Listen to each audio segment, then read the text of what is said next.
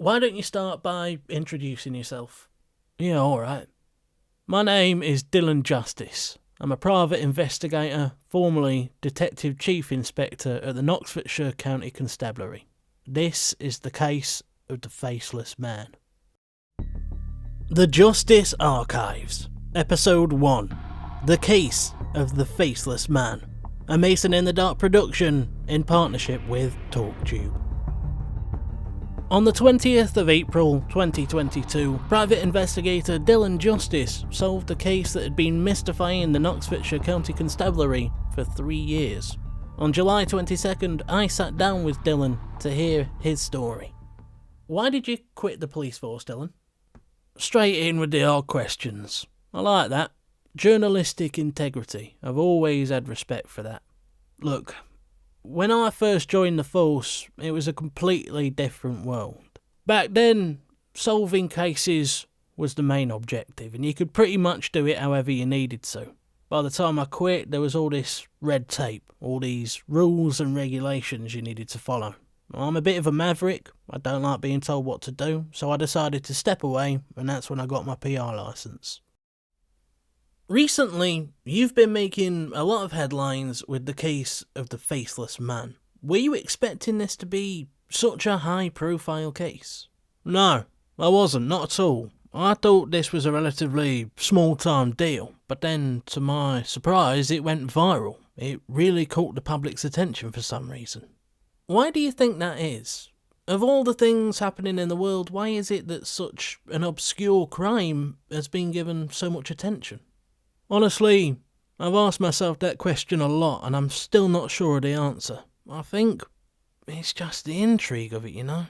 A faceless man committing an armed robbery. How did he get away with it? Why did he choose a coffee shop? And why did he have no face? Nobody knew the truth, not even the cops. And above all else, truth is the thing I value most in this world. So that's why I had to get involved. The case itself dates back 3 years. At 8 PM on the 20th of April 2019, Simon Gockman, an employee at the Fine Beans coffee shop, would shut the doors for the night. 16 minutes later, Gockman would place an emergency call with the Oxfordshire County Constabulary. Police emergency. Hello? Yes, can you help me? I've been robbed. Alright sir, it's alright. Stay calm and tell me what happened. I was at work, you see, and I was shutting up shop for the day, and I stepped outside for a cigarette, and when I came back in, there was a man with no face. Like many, I've been fascinated by the coverage that this case has received, but I've been equally fascinated by Justice himself, who's become somewhat of a folk hero over the last few weeks.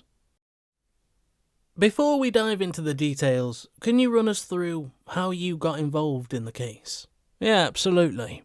In March of this year, I received a call from a mate of mine named Charlie Fine, who owns the Fine Beans coffee shop. Justice speaking, how can I help? Thank God you've packed up. It's me, mate. Charlie, long time no speak. How's it going, bruv? You alright?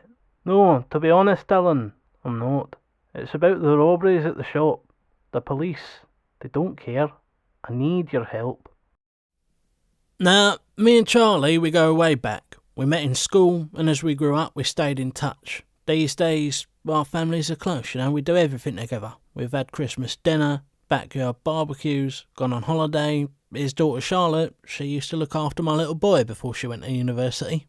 I was aware of what Charlie had been going through, but it was a matter for the police to deal with, and as a senior detective in the CRD, it wasn't in my jurisdiction. After I left the police force in October 2021, I made it clear to Charlie that I was happy to help in any way I could. So, when I received my PR licence and he gave me a call, I couldn't say no. When Charlie outlined the case, what did you think of Gockman's story? I didn't believe him. Nobody did. His story literally sounds insane, and we all thought he was lying out of his arse. For the people who might be unfamiliar, can you run us through the story? Okay, this is how it all went down. On April the 20th, 2019, Simon Gockman was at work. At 8 p.m, he shuts the shop. 8:05, he steps outside for a smoke, and we know this for a fact because it was caught on CCTV, but this is where it gets weird. At 8:06, the cameras are disabled. No more picture. 10 minutes later, Gockman would place a call to 999 in which he stated that when he got back inside from his smoke, there was a man waiting for him with a gun who demanded he open the till and give him all the money. Later that night, in his statement, Gockman would claim that the man was relatively short, dressed all in black, and had no face. Now, what the police initially assumed, and rightfully so in my opinion, is that Gockman, along with a possible accomplice, shut down the cameras, helped themselves to the money out of the till, hid it, and then placed the emergency call. Did they not think that 10 minutes was a pretty tight window to achieve all that in? Yeah, they did, and one of the problems was when they checked the ANPR, there were no cars caught going to or from the retail park in which Farm Beans is located in that time window. Over the next few months, all the lines of inquiry were focused on Gockman, but there was no evidence whatsoever, and his brother is a lawyer, so eventually the case was dropped, no charges were pressed, and everybody lost interest, until April 20th, 2020. 1 year after the initial robbery, the police would receive a call from David Stunton, who would report that once again Fine Beans had been robbed by a faceless menace.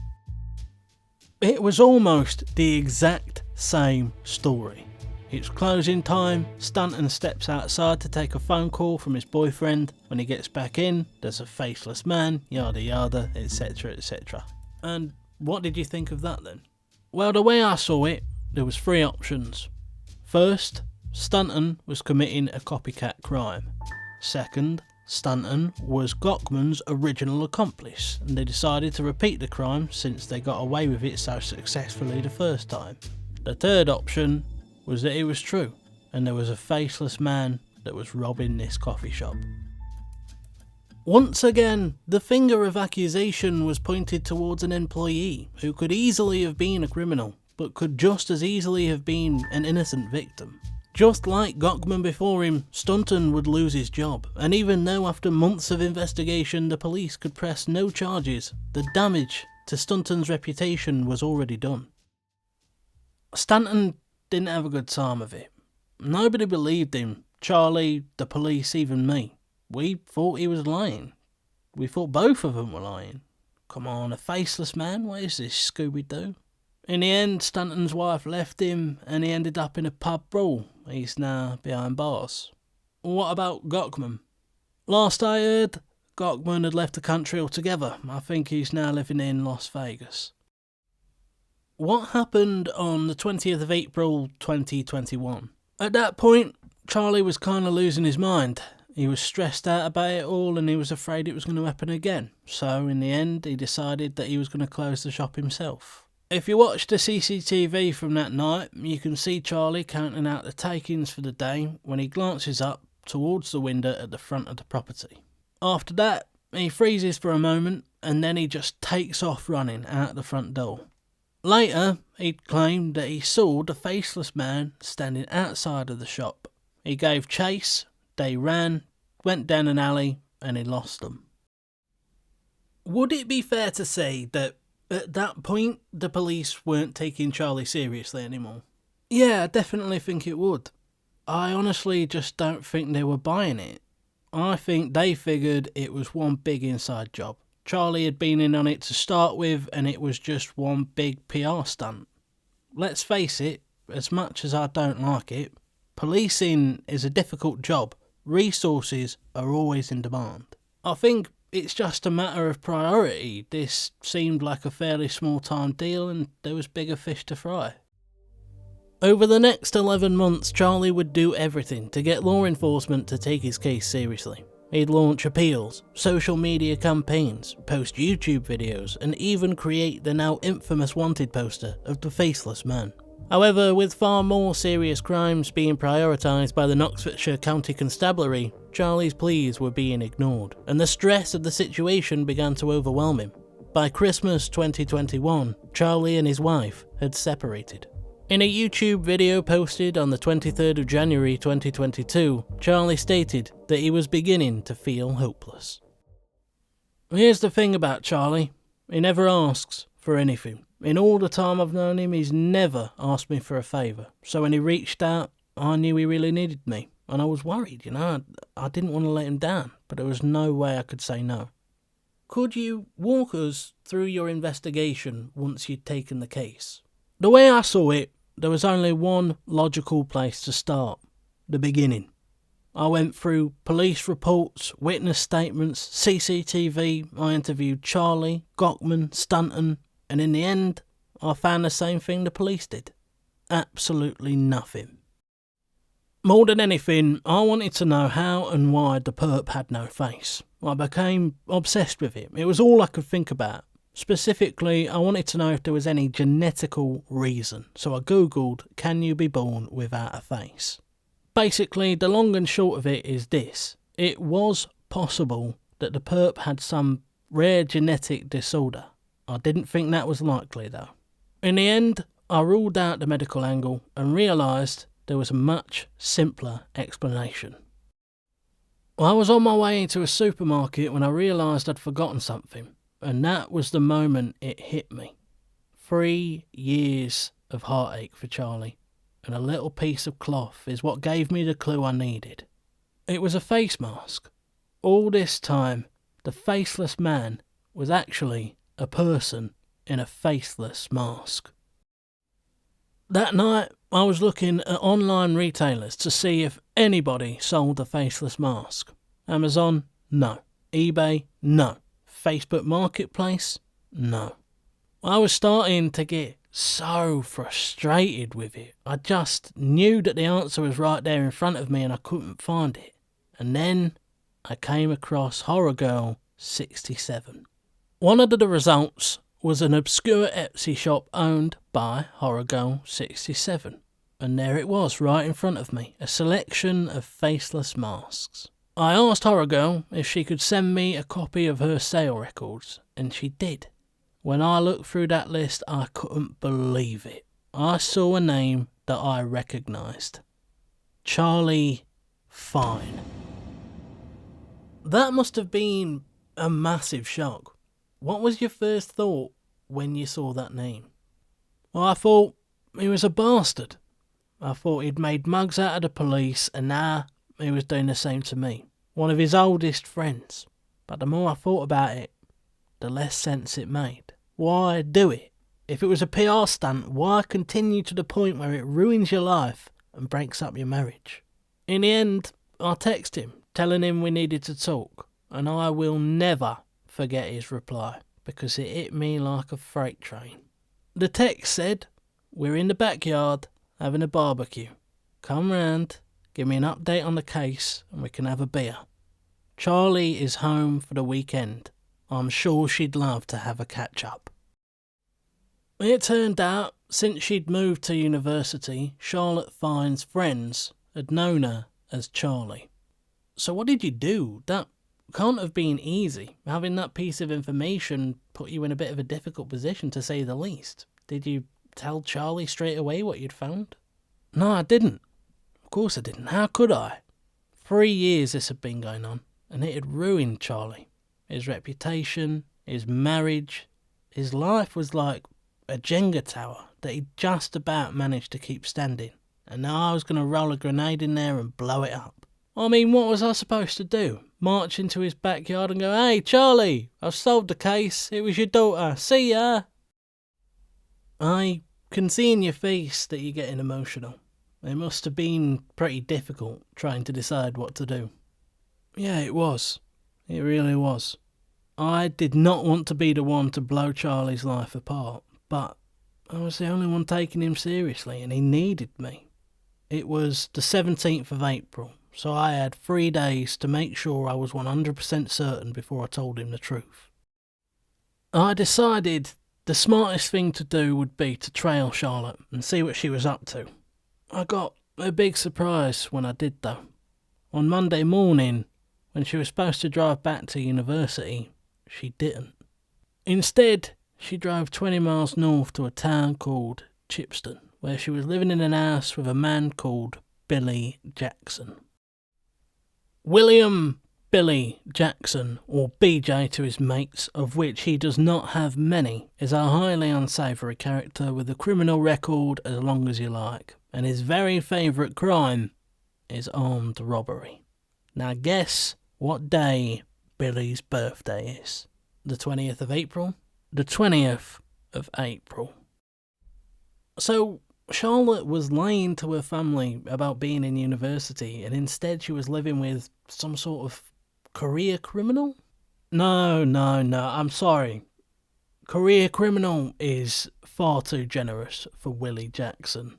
That guy is a joke. He's a 2-bit thug who thinks he's the dog's bollocks and he can get away with anything. I've honestly seen turds that I like more than that guy. But yeah, Charlotte had lied and she was in a long-term relationship with Willie. I watched them over the next few days just to be sure, but I felt it in my gut. I knew this was the truth. Charlotte was going to be the one.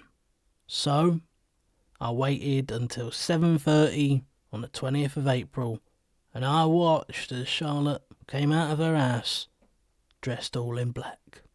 I followed her as she drove back to Kickbury, parked up just a few streets away from that retail park, got out of the car, and pulled on that faceless mask.